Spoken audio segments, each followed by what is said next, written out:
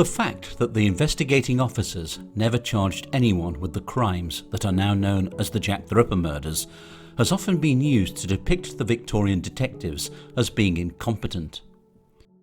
Indeed, there is a great tendency to dismiss the likes of the Metropolitan Police Commissioner, Sir Charles Warren, Inspectors Abberline and Reid, and the other officers who worked on the case as bumbling cops who stood no chance against the cunning ruthlessness of the miscreant that they had been tasked with hunting down and bringing to justice.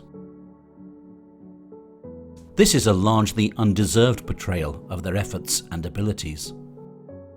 Yes, the investigation most certainly had its flaws, but the police did as much as they could with the resources that were available to them at the time, lacking as they did many of the modern aids to detection that we take for granted in a 21st century crime scene investigation.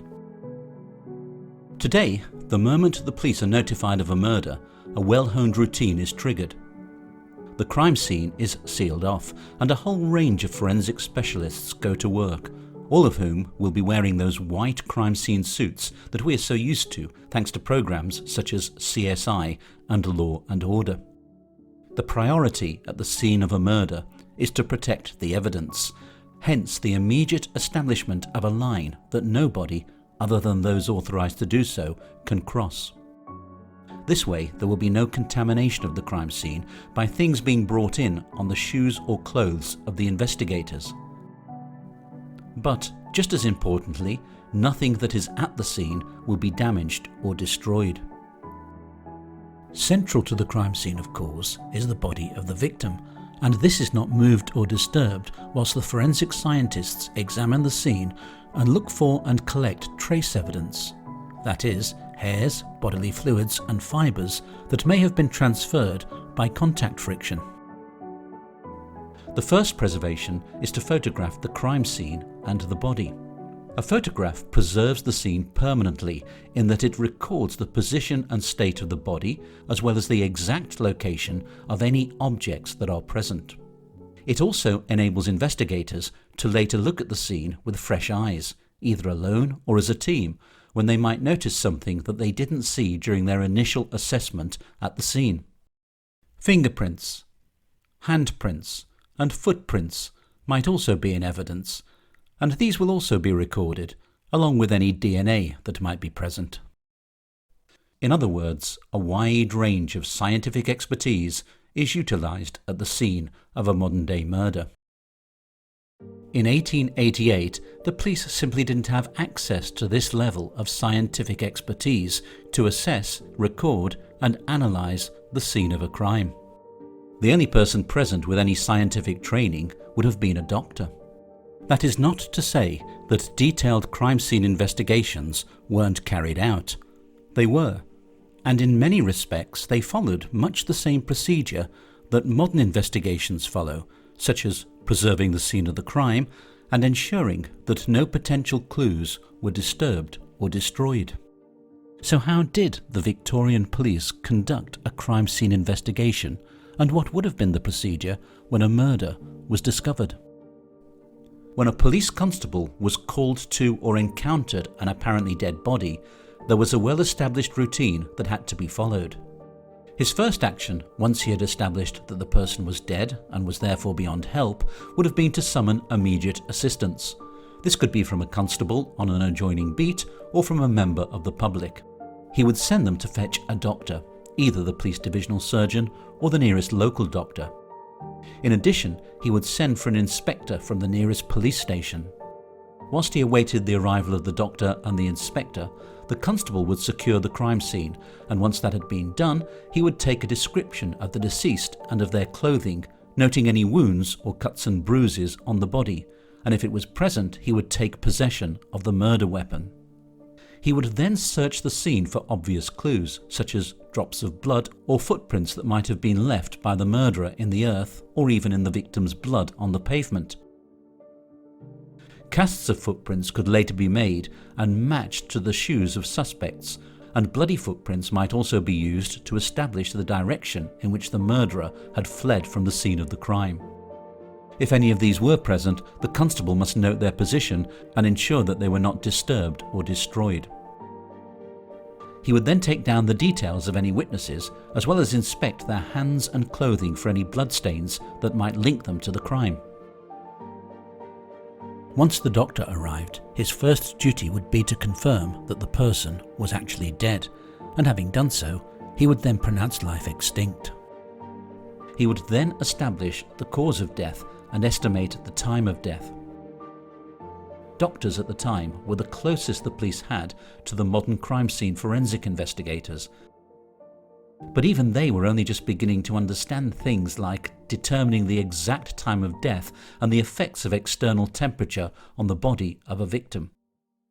However, thanks to their medical training and experience, which in the days before X-rays were very much based around observation and deduction, their ability to notice things at the crime scene was probably on a par with that of even the most experienced police detectives. Once the doctor had pronounced life extinct, he might then carry out a cursory examination of the body. But this could be extremely cursory, as can be gleaned from the fact that Dr. Llewellyn, the doctor who was called to the body of Mary Ann Nichols, didn't even notice that she had been disemboweled until he was later notified of this fact by the police, who discovered her abdominal injuries at the mortuary. On his arrival, the inspector would take charge of the crime scene. He would ask the doctor for his findings, such as the estimated time of death, and he would question the constable about important clues, as well as about potential witnesses and possible suspects. In conjunction with the doctor, the inspector would then carry out a minute and careful examination of the scene. He would search the pockets of the victim for anything such as a letter that might identify them and which might also identify the murderer. He would note the position of the body and the condition of the clothing, as well as try to ascertain from which direction the fatal wound had been inflicted. Once all this had been done, the priority would have been to remove the body to the mortuary as quickly as possible, as the longer it stayed at the scene, the greater the danger of public unrest and disturbance, and if the body was in a public thoroughfare, they would have wanted to open the street up to traffic again as soon as possible. So in the cases of all but one of the victims of Jack the Ripper, their bodies were removed from the scene within an hour of their having been discovered. The exception was Mary Kelly's body, which was left in position for around 5 hours whilst the police searched her room for clues, but even she was removed to the mortuary before nightfall on the day of her murder. Once the body had been removed, the inspector would return to the police station and compile a special report which would detail what was known about the case to that point. This special report would then have been read and countersigned by his superintendent before being forwarded to the Criminal Investigation Department, detectives from which would then launch the official investigation into the crime. At the time of the Jack the Ripper murders, the police were beginning to experiment with photography, albeit its full potential had not been realised. Mary Kelly, for example, was the only one of the victims to be photographed at the scene of the crime, so the police did make use of crime scene photography in her case. Indeed, the horrible image of her lying on her bed inside 13 Miller's Court is probably one of the earliest crime scene photographs that we have. The police also had the outside of her room photographed, and there were doubtless other photographs that have not survived. The other victims, however, were not photographed until after their post-mortems had been carried out at the mortuary, and these photos were taken with a view to showing them around the neighbourhood in the hope that somebody would be able to identify the victim.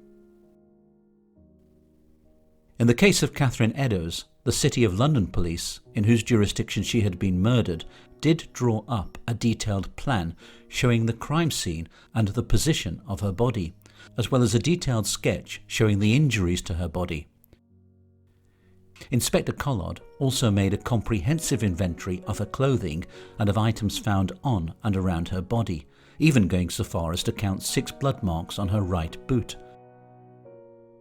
So an exhaustive examination and record of the crime scene was done and kept in her case. As far as the police would have been concerned, certainly with the early murders, identifying the victim would have been their top priority, because in the majority of such crimes, the perpetrator would have been known to the victim. So once they knew who the victim was, the police could then begin interviewing relatives and friends with a view to identifying the murderer.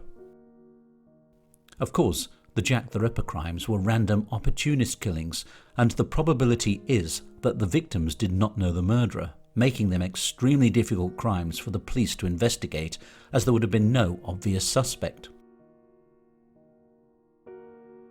The detectives investigating the crimes would have sought out witnesses who might have seen something or someone, and they would also have examined the hands and clothing of those present or near the crime scene for traces of blood. We know for certain that this happened at 29 Hanbury Street, the scene of the murder of Annie Chapman, and at Dutfield Yard, the scene of the murder of Elizabeth Stride, so it is safe to assume that it also happened in the cases of the other victims. An important part of a detective's work was gaining local knowledge, that is, getting to know the modus operandi of all the local criminals, so that when a crime was committed they could bring in all the villains known to commit crimes in that particular fashion, and then hopefully bring the perpetrator of a crime to justice.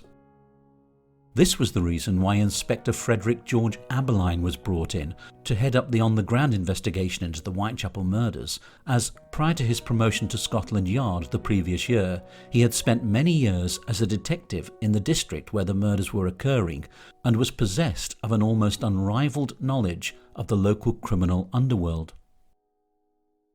However, although local knowledge might have proved useful in crimes such as burglaries, street thefts, swindles and frauds, in the case of a random murderer such as Jack the Ripper, this investigative technique was all but useless.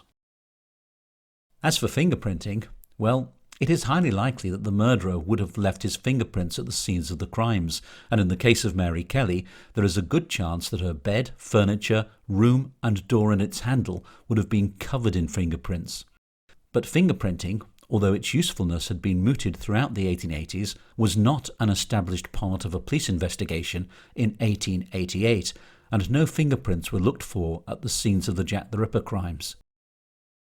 Indeed, it would be another 14 years before housebreaker Harry Jackson would achieve the distinction of becoming Britain's first criminal to be convicted on the strength of fingerprint evidence.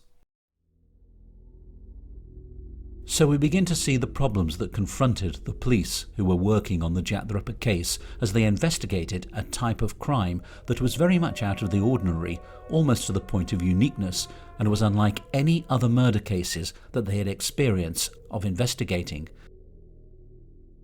They were hampered by the fact that these were random killings that were carried out by a perpetrator who didn't know his victims, so they couldn't search amongst the victim's associates for a suspect. The murderer, as far as can be ascertained, worked alone, and so there were no accomplices who might be persuaded, either by the prospect of a reward or some other inducement, to hand him over to the police. It is unlikely that the perpetrator belonged to the local criminal classes, so local knowledge of the offenders in the district was of no use whatsoever. And there was also the fact that the killer left no clues at the scenes of his atrocities, so the police effectively had nothing to go on that might lead them to the murderer. In short, established and well-honed methods of solving crimes simply didn't work in a case like the Jack the Ripper murders. But the police most certainly poured resources and expertise into the hunt for the killer. In early October, door-to-door inquiries were made at the common lodging houses in the district, and over 2,000 lodgers were interviewed by detectives, whilst over 80,000 handbills asking anyone with information to come forward were handed out. In what, for many detectives, proved to be one of their most stomach-churning lines of inquiry, 76 butchers and slaughterhouses were visited and their employees questioned and their characters ascertained. Sailors at the London docks were also questioned. Then, on the 13th of October 1888, the police undertook a massive sweeping search of the district's worst slums. For almost a week, officers searched every room of every house, looking in the cupboards, searching under the beds, examining the blades of every knife they could find, and interviewing thousands of lodgers and their landlords. Yet, despite their thoroughness, their efforts came to naught, and the killer remained at large.